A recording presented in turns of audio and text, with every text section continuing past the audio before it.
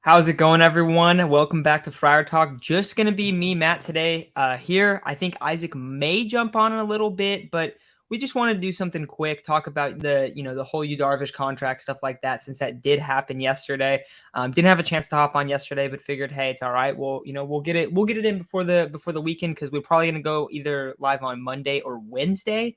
But overall, I like the contract. I know there's a lot of people that are a little bit skeptical of the deal just because Darvish is going to turn 42 in that final year of the contract. But however, when the deal came out, my first thought was, okay, this has got to be front loaded because if it's 18 million AAV, that's just not right. That's not right for you, Darvish. You look at some of these other contracts that go around. There was a contract, or there was a comparison to a T1 Walker's contract. And he basically, I think he makes roughly the same deal. So it's like almost the same contract, right? Except for Darvish has had the same amount of WAR just last year that Walker's had in like the last 4 or 5 seasons. So it's big to get Darvish back. And if you look at the Padres rotation and the future rotation, it doesn't look good in terms of, what it looks like now, maybe 4 years down the road when Dylan Lesko, some of those guys are kind of going to come into fold. It looks a lot better there. However, right now, who do you have under contract next year officially? You have Darvish and Musgrove. So bringing Darvish back is massive for next year. And then if we look into the details of the contract, like I was saying, I was like, okay, this has got to be front loaded, right? It's got to be front loaded. He's not going to be making 18 when he's super old. No, he's not. So basically, it's going to be 30 million this year, then 15 million, then 20 million, then 15, 14, 14. So the last 2 years of the contract are when he's 14, and those are the years where he's going to be more of like 40 to 41, and then he barely turns 42. I think it's August. Someone commented on a tweet I had. So he ends up turning 42 at the very end of the deal. So one, Yu Darvish is still really good. What is he, 36 years old right now? But two, even if he's not that great in those last, let's say he's not good in the last 2 years, in 2027 and 2028, it's only $14 million. That's not that crazy, especially with, inflation and kind of bringing that up as well. And especially in sports lately, when you see all the salary caps rise. I know baseball doesn't have a salary cap, but in general, we've seen that rise a lot. So overall, I mean, I don't know. I think it's a good deal. He also has a full no trade clause. And he does have some incentives if he wins Cy Young, which that's very, very fair. So overall, though, I do like the deal. I don't know what's everyone in the chat feeling about it, because I've heard, like I said, I've heard some back and forth on the contract. I think it's great. Kyle says, yeah, this is okay. Kyle, this is how I feel too. He says, one, the deal is crazy compared to the current market. And then he also says it's basically the DeGrom deal with way less money. Exactly. And you look at both DeGrom and the Verlander deal, the Scherzer deal, the Verlander deals. Dude, this is a steal. You're getting Yu Darvish, and let's say it's not even the whole thing. Let's just look at the first 4 years of the contract. 24, 15, 20, 15. Dude, that's a steal. That's a great contract. So yes, you're going to have to pay for him when he's older, but like we've seen, every single contract lately has been guys going into their 40s. When we talk about Manny Machado extension, what do we always bring up? Oh, it's probably going to be like a 10-year deal. And I've heard some people talk about 6-year deals, 8-year deals, stuff like that. It's probably going to be a 10-year deal because then he's into his 40s when the deal's up. So I don't know. That's what I kind of feel about it. In terms of Darvish, the player, I saw, I forgot who it was, but someone was tweeting out like some advanced analytics from Darvish, just stuff like, K percentage. I think it was like velo, stuff like that. And he has fallen off a little bit. However, he's fallen off a little bit and he still has elite numbers. So like, we're not acting like this dude has fallen off a cliff. Darvish has been one of the better pitchers for the majority of my life, which is kind of crazy. Like, he's been like there for a long time pitching in the league. So I don't know. I like it. Gil says trying to offload those remaining 3 years, 38 million will be really fun for AJ. I mean, okay, but that's the thing though, like with a lot of these contracts, and I don't want to bring them up, but I'm going to have to because the numbers are very close. I think it was 3 for 39 on Hosmer's deal, right? They don't really mind like cutting ties and just kind of eating it. Okay, it's actually 43. Okay. So it's a little bit more, but still, like, I don't know if that's what we're going to see with this contract. I think Darvish is, let's look up his numbers. I mean, last year he was fantastic. But I don't know. His game isn't about velo. His game isn't it's about off speed. It's about location. He's always been very similar as a pitcher. I mean, I know he's made some adjustments over the years, but look at where he ranks in whip. His career whip is 1.13. Like last year, he had under one whip, 3.1 ERA, one of his best years in quite some time. But you look at his numbers and like, yeah, he's had some numbers where, some years where he went like into like high fours. Actually, only a couple years where he went into high fours, but for the most part, he's been pretty good. So I like it. I don't think that this is a deal that's going to really burn the Padres. I don't think we're going to look at this deal. Also, I don't think we're going to look at this deal and go, wow, what a steal. Because Darvish is getting up there in age. And the chance that he plays like he did last year and performs to that level for 2 of the next 6 years, probably unlikely. But he doesn't need to be like that. He needs to be able to, the biggest thing for him and for the Padres right now is he needs to be able to eat innings. And he's done that pretty consistently, I want to say. Let's see. I mean, most years, last year he had 194, year before that, 166, and that was with a bunch of injuries. Then COVID year, then 178. Year before that, he got hurt, but then 186, 100, 144, 209, 191. So, like, he pitches a lot of innings as well. So, I don't know. I think, he only had 1 year in the high fours. I think he had 2 of the years where he was in the fours as well, but overall, good numbers, really good numbers. Jason, he says, I like it. Doesn't really rely on his fastball like Verlander or Scherzer. He relies on movement and craftiness, even though his fastball can still touch 97. Yeah, when it's playoff time, like he'll start bringing the velo up. But, when it's July, August, September, he's not going to be pumping 97. He's going to be kind of going pumping 94, 95. And that's perfectly okay. I think we might even see Darvish at 92, 93. Like we've seen a lot of guys where once they get older, their velo falls down. And then it's like, oh, well, now they're not nearly as effective since their fastball is such a big part of their game. And that's either because their fastball is so dominant or their off speed is complemented by their fastball so well. So when their velo drops, all of a sudden their other pitches start becoming less effective. I don't really see that as much with him. So, another good question here. I'll answer your other question there, Jason, in a second. I like that. But overall, I don't see him like falling off a cliff. So I'm not expecting Darvish to even perform like he did last year. Maybe, hopefully, one more time. That'd be fantastic. But I also think he's going to still be a legit pitcher in the league and a legit starter. The only way, in my opinion, because I don't think it's going to hurt performance-wise, the only way I think the Padres get absolutely screwed by this injury is if Darvish just gets hurt over and over and over and we don't see him anymore. Because that can happen. He's 36. That can easily happen. But that's the only way. You can't go and make contracts. You can't make contracts to pitchers, when they're not in arbitration and expect them to just be completely healthy. Like that's going to happen. That is bound to happen. You're going to sign guys and they're going to get hurt. It happens so often, especially with pitchers. You get a guy and then, oh, boom, elbow gone. We saw that with Clev when they traded for him. All of a sudden, dude was not the same. Shelved himself. He got like 2 starts. Got like 2 starts with the guy you traded for. When you start bringing money in, it gets a little bit different. But luckily, Peter Seidler, he doesn't really care. So I don't know. I don't think this is a deal that's going to burn him. I think most importantly is we have Darvish back for 6 years, and that is fantastic. Jason did have a good question here. Matt, how do you think Darvish's extension will affect Machado's contract extension? I don't really think it affects it too much. I don't think it really changes anything. I think that maybe Isaac said it. Isaac might be hopping on in a minute. I don't know if he's going to make it. We're probably not going to be on for a super long time. It's already almost 11 o'clock here. It was a rough day, long day for me, but I wanted to talk about Darvish. Isaac says Ohtani on the way. See, I feel like that maybe it means something a little bit more. But I think for Machado, I think if anything, what it means is it's kind of a signal to the fan base of like, hey, we're trying to like keep this core together. So basically, I think it's kind of a little bit of us knowing they are going to try to extend Machado this offseason. They are going to try to extend Soto this offseason and next offseason, and they'll probably try to bring him back after that. But I think it's more of like just kind of letting us know, like, okay, they're going to try to bring everyone back. But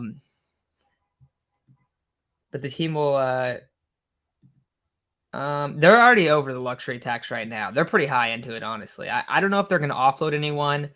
We were talking about this just like in our group chat a while back.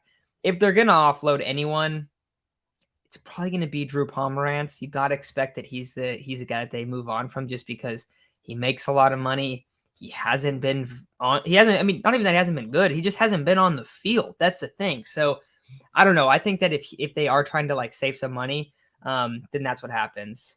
Kyle says, I think Machado gets an extension done next week. To be honest, I feel like he's got to get one done before the year ends, right? Like that has to happen. I think. I don't know. I'm there with you, Kyle. Yeah, and also a lot of money is coming off the books next year. Yes, but also in kind of a scary way. And that's why I think this is why I think this Darvish deal is a smart move. It's a good move because if you didn't re-sign Darvish or extend Darvish, you would have player options for Nick Martinez has not a mutual option, but he has a player option for like 15 or 16, and then he has a club option for like 16 million, I want to say, and then also a player option for 8. So like if he was like really, really bad and wasn't going to get more than 8, then he could opt into it. But we would have to, for him to like get to stay on the team, basically, we'd have to opt into a $60 million deal. So that's his deal. Lugo has like a player option. I think his deal's like 8 or 10 or 9, something like that. I forget. Right around there. So he has an option. Blake Snell is a free agent, and you're like, oh man, we're gonna lose 4 guys potentially. Now it's only 3. I feel like Nick Martinez is gonna stay. Like if Nick Martinez has a good year, if Jay Groom has a good year, if Seth Lugo has a good year, if Adrian Morejon actually becomes a starter and has a good year, that is so massive because then you actually have 3 guys, and it's not like you're searching like frantically, like, oh my God, we have to get all these pitchers. Because this year you lost 2 free agents, right?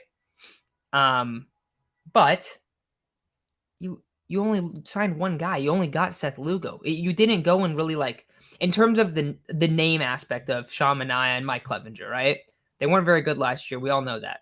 But in terms of the names, in terms of like what they've been able to do, what we thought they were going to do heading in like before last season around this time, or for Manaea's case, like right before the season started, like our expectations, though they were much higher than what we're going to have for Seth Lugo. And that's just because the market's been ridiculous. We've seen some of these deals that pitchers have gotten. It's just like the Padres didn't want to do that. They were like, we'd rather go get Xander Bogaerts. And I think it makes a little bit more sense. I think with how their team is built, it does make sense. But next year is going to be a really interesting year because you have 2 guys. You got 2 guys under contract. You bring Nick Martinez back. Okay, good.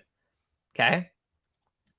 Seth Lugo, massive wild card, first of all. So we don't really know what that's going to look like. Blake Snell.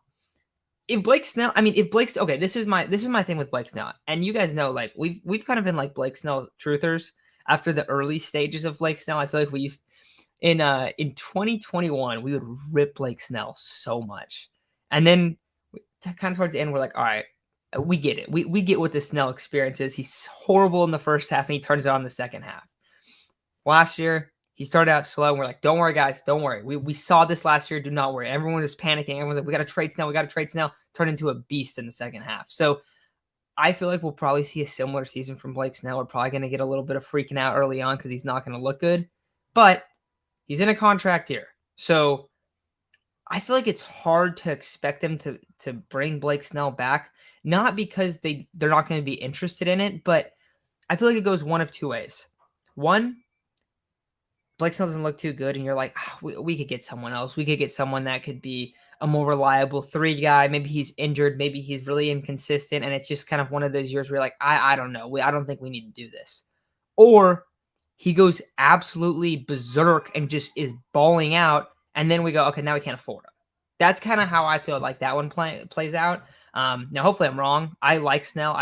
Snell might go for the bag this year. Yeah, FlyPass says that. Dude, Snell will go for the bag. And I hope he does. That's good for him. I mean, I like Blake Snell. He's a cool dude. I hope he goes for the bag, but I don't know if the Padres are going to be the team that's necessarily trying to pay him all that money. Also, how old is Blake Snell? I want to see this. I have no idea. I feel like he's been in the 30. So he could sign like a fat 6-year deal. He's gonna potentially cost a lot of money. Let's look at some of these comments that I got here. They kind of have to go over the luxury tax in order to maintain the core of the Padres. Good re-sign overall. Yeah, I think so too. I mean, they've kind of let everyone know, like, yeah, we don't really care about the luxury tax. And that's the whole thing. Where's this money coming from? Where's this money coming from? We just have to stop worrying about it. Until they are like, because right now they just re-signed Darvish, right? They've said that they want to bring back Manny. They said that they want to bring back Soto. It seems like they're being blatantly honest. We want to bring them back. We will pay them a ton of money. We will pay Machado basically like whatever he wants, right? They've also at the same time, and these are not only rumors, these are not only like reporters saying this, they just kind of make it clear, like, yeah, we also want to go get Ohtani. We've like always wanted Ohtani. Dude, they're going to just keep going after it. And until they stop, until they go, all right, we're sitting this offseason out, then we can kind of reevaluate and go, okay, maybe that's where their limit is. But right now, like what do you guys think their limit is? Because the way that I've said this, I think before, I don't know if I've said it on the show in a while. I tried to tweet it out, but it didn't really make any sense. But the character limit doesn't really help. But I've always thought that the way that the Padres view money is a lot different than most teams because there's no salary cap, right? There's no salary cap in baseball. Football, basketball, you have to stay in a threshold. Well, for basketball, you have to stay in a threshold. For football, you have to stay under that number. You can change contracts into bonuses. Your owner can kind of bill you out and stuff, but only to a certain extent. But for baseball, you're just gonna have to pay more luxury tax. Well, if Peter Seidler every year is making profits of over $500 million, right? Because I think that's what they made last year. I mean, you guys saw FanFest. You see how big the Padres brand has grown. I mean, we've seen it when we started the show. We did only the podcast for him that COVID year, the 2020 season. And then right before 2021 season started, we started doing YouTube. So we've done 2 seasons. This is going to be our 3rd on YouTube, right? Dude, it has been insane what has happened.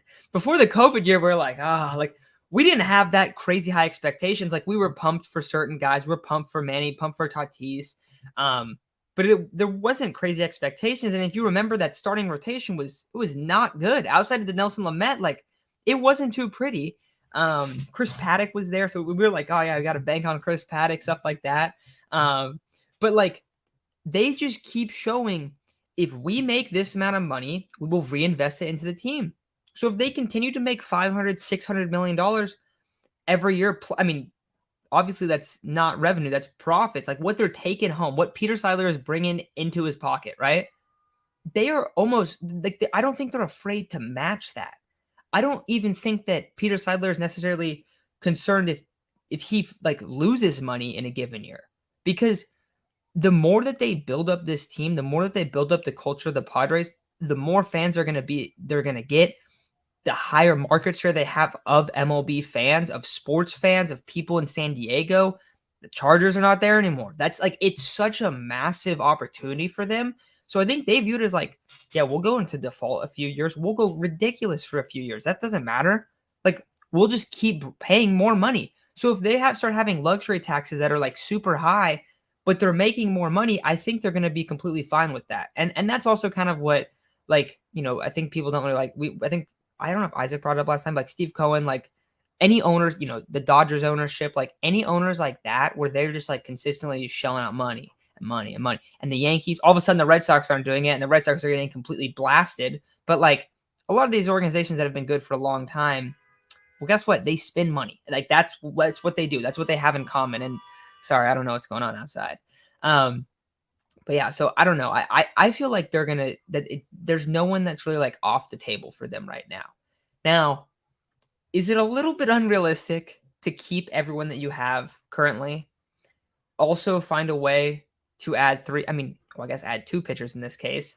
Get Ohtani, bring back Soto. Yeah, it might be a little bit unrealistic. But think about this. Maybe it's a little bit unrealistic, right? If you're Peter Seidler, if you're a billionaire and all you're trying to do is grow this brand and make it really crazy and make it, be super, super good and have like the biggest MLB team, because that's his goal. That's got to be his goal. If you have to like eat, keep in mind how rich this dude is. Eat like $50 to $100 million for like a few years, and you have the opportunity to bring in Ohtani to what you already have. So you're going to have Ohtani come in there and now be one of your pitchers to replace that need and bring his bat to the lineup. You got to try. I don't know if it's going to work, but you're going to have to try. So I think for all the extensions, I think it'd be really cool how it plays out. But I don't know. I'm pumped for this one. I think this was a good move. Let's see what else we got in the comments here. Nightingale tweeted about the Padres extending Machado to a $400 million deal for 10 years. Yeah, I've heard like 400 or like 380 maybe. I see. The other thing is with Machado too is like a lot of guys, like you look at him, you're like, oh, do you really want that guy when he's 35 plus? Machado, I don't care. If Machado gets old and it's unathletic, move. I don't know if you guys have if we've ever talked about this live, but Chase has always said like, dude, if Machado ever like just is not able to move anymore, he can bulk up, he can be a power hitter, and you put him at first base, and he would be a Gold Glove first baseman immediately. Like he would be so good at first base. So if you have to move him to first and you still keep his bat in the lineup and he's still able to produce offensively, and he can't play third because he's got older, that's okay. Like it'll be fine. So yeah, I think for him, I think 8 to 10 year deal is probably most likely. And roughly what is that? 380, $400 million for a 10-year deal, and then it's like roughly around like I don't know, 320. So 320 over 8 years would be another like comparable contract. But I think around 40 mil a year, 35 to 40 million a year is about what he should get. Especially when you look at some of the guys that have been getting mad contracts, like these massive contracts lately, and Manny's better than them, and Manny's coming off arguably his best season. So, yeah, people talking about Ohtani coming. Dude, that'd be sick. For Snell, Kyle says he's going to get 5'6", 130 from Seattle. I could definitely see that. Ohtani pays for himself in Japanese merch. He's like a top 5. Dude, exactly. That's what I'm saying. Like, if you have that opportunity where it's like, oh, we have to, dip into the luxury tax. Because that's what you always see. Like, oh, we have to dip into luxury tax and add an extra $100 million if we sign this guy for this amount. It's like, oh, so that's a lot of money. But you're also bringing in like the face of baseball, and you have like all of these guys that are young and everyone knows them. Like, so I don't know. I think it's smart. Another thing with Darvish too is Darvish is massive as well in terms of popularity, especially in Japan and I mean the U.S. as well. Everyone, I feel like any baseball fan knows who Darvish is, and they don't even have to. They can be like a casual fan too, and they still know who he is. He's been around for a while. Seidler owns 171 fitness gyms. And 85% of Rawlings. And see, this dude's chilling. He doesn't even need to make money off the Padres. It's not that crazy if they go into if he has a default in a couple years. Do you really buy it, players, and they don't want to discuss contract negotiations during the season? Yes, Devin, I definitely do, because think about it. If you're like concerned about that kind of stuff, like it's just not a normal season. And we see like guys have like these weird ass routines before games and stuff like that to kind of like get themselves into what they do. Like they wake up and they always have the same thing, and they always do, whatever in the morning, and then they move on and they do other stuff, right? And then right before the game, they go and they stretch at a certain time, they go do this and that. All of a sudden, it's just going to affect you mentally. So I think a lot of people are like, I don't want to do it. We have until opening day. Once opening day hits, I am not going to talk about contracts until the end of the year. And I think that's probably a better way to do it too, because if you're negotiating with your players in the season, it's just kind of weird. I don't know. I just find it a little bit odd. Kyle says he wouldn't go above 34 to 36 for Manny. Dude, I think Manny might age better than almost all of the players, like the younger, or like players around 30 right now. I truthfully believe that. I've also thought that for a while. I was like, dude, Manny, if we have to re-up Manny, that's fine. I don't care if it's a long time. Is Vlad Jr. a free agent next year? I think he is. Let me take a look. Dude, yeah, talk about if you were not able. See, the problem is, the only thing is, if you miss on Ohtani and you were to try to go after Vlad Jr., it's like you would still need so much pitching. So I don't know how that would actually work. But in terms of like, oh, we didn't land our guy, now we have to get this guy. Like, Vlad would be pretty crazy. Also, Vlad he fits perfectly with Tatis and Soto as the young core. That would be absolutely wild. But yeah, he is a free agent next year. I just checked. And he has not got extended with the Blue Jays. I wouldn't be surprised if he leaves. We'll see. I don't know if they've had any like negotiations or anything, but I feel like he might leave. Let's see. Which I was watching. Let's see, what do we got? Do you think a Nola brother reunion is possible if the Phillies don't extend him? Potentially, but I don't know. I mean, maybe they bring in one Nola and let the other Nola walk. I don't know when Austin's a free agent, but I don't know. I don't know how much faith they have in him. Vlad is good friends with Manny. Yeah, he's good with friends with Manny. I mean, him and Tatis, weren't him and Tatis like, didn't they play growing up? That was the thing, right? Like they played, like their dads were friends and they would play and they played on the same team when they were in like little league or like the equivalent of like middle school, high school baseball. I believe they did. So I think they're like super close. Styler doesn't believe in money. It doesn't seem like it. Doesn't seem like it. Tatis, Soto, Vlad Jr., Machado, Bogarts. Dude, that would be so ridiculous. Yeah, I'm happy with what we got right now too. I mean, right now we're rocking with the best four in the league right now, so it's pretty good. Oh, apparently Acuna's boys with them too. Yeah, that makes sense. And then, all right. I think. Okay, a couple people asking football questions. I'm about to take off, so I'll answer a couple of these real quick, and then I'll head out, and we can all enjoy our Friday nights. Sorry that the stream was so late tonight. I don't know if you guys saw it, but I had it scheduled for like 6:30 Pacific time, and then it just kept coming. I had to stay. I stayed super late at work, so I ended up going way back and didn't start till like 10:30 almost. So 10:30 for me, I guess 7:30 for you guys, but way later than what we normally do. Okay, one more thing, and then we'll go into the football stuff. Mike says at some point Padres are going to have to get serious about some good young starting pitching. I do agree, but if you look at the Padres, let's pull it up. The Padres top prospect list right now. I want to see these ETAs because the big one is Dylan Lesko. Dylan Lesko, if he is healthy, if he comes back from Tommy John and he is healthy, he is going to be an absolute monster. Dylan Lesko is projected to join the league 2027. So that's right before Darvish's contract's up. So 2027 for him. Robbie Snelling, 2026. He's your third prospect. Adam Mazer, I think it's Mazer is how you pronounce it. 2025. He was a college pitcher, so he's already 21. Victor Lizarraga, 2025. Henry Williams, 2026. So that's top 8, and you have 6 guys there. Or 5 guys, I think. And I mean, a lot of those guys are big time standout names. Lesko, Snelling, Lizarraga. I think they are all really nice. Adam Mazer. I'm excited to see what he brings out like out this year. I wonder where he's gonna play. I don't know. I think he probably just played rookie ball last year. Okay, he didn't even play rookie ball last year. I wonder how high he starts because a lot of guys.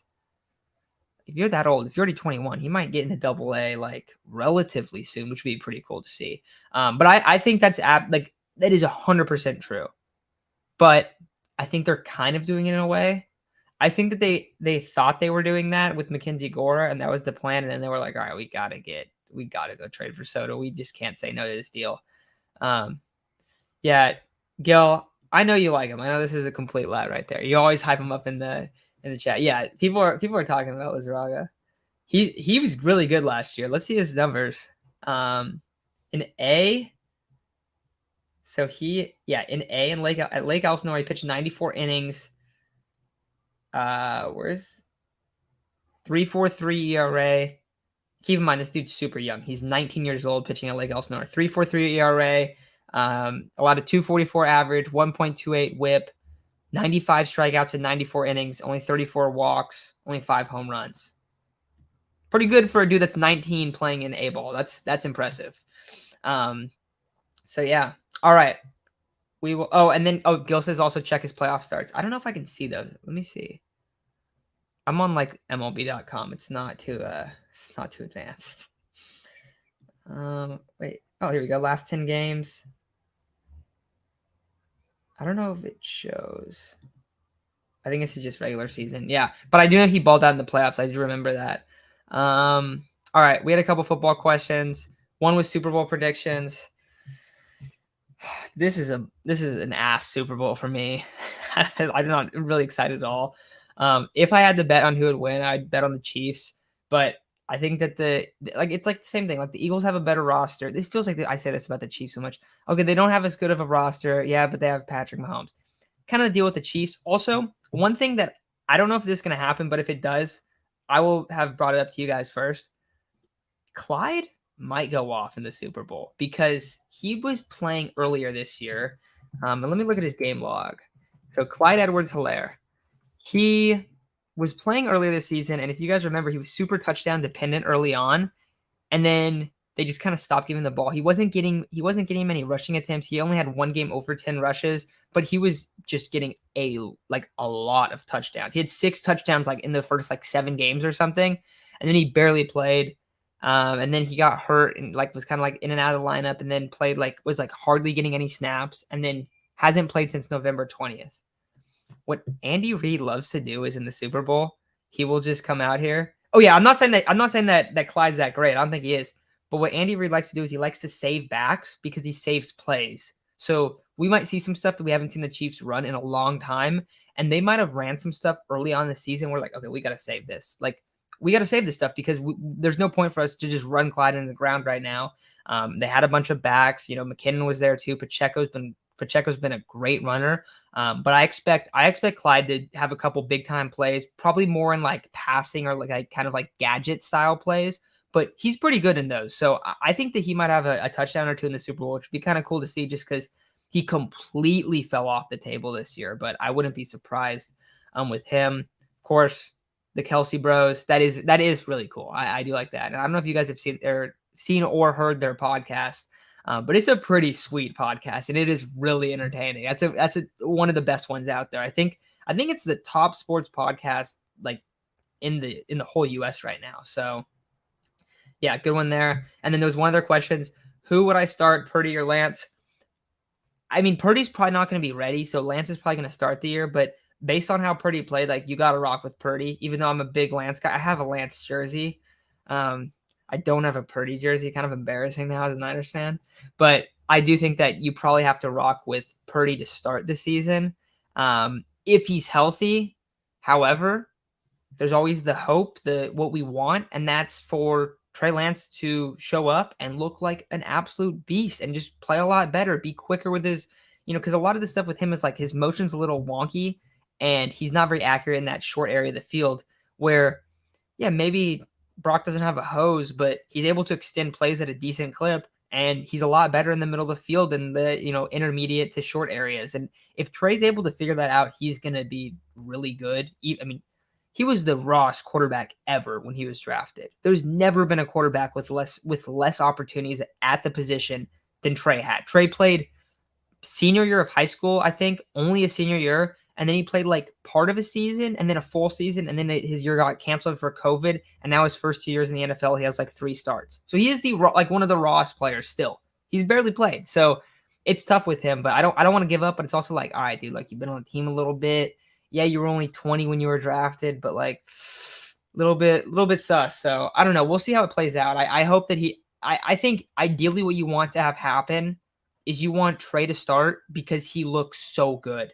And then you also know you have Brock kind of in the back pocket. Whereas if Brock's starting and it's he's clearly the starter, that probably means Trey's not very good. And that's not a good spot to be if you're the Niners. So I'm kind of rooting for Trey to start, I guess. But I think Brock deserves to start based on his play last year.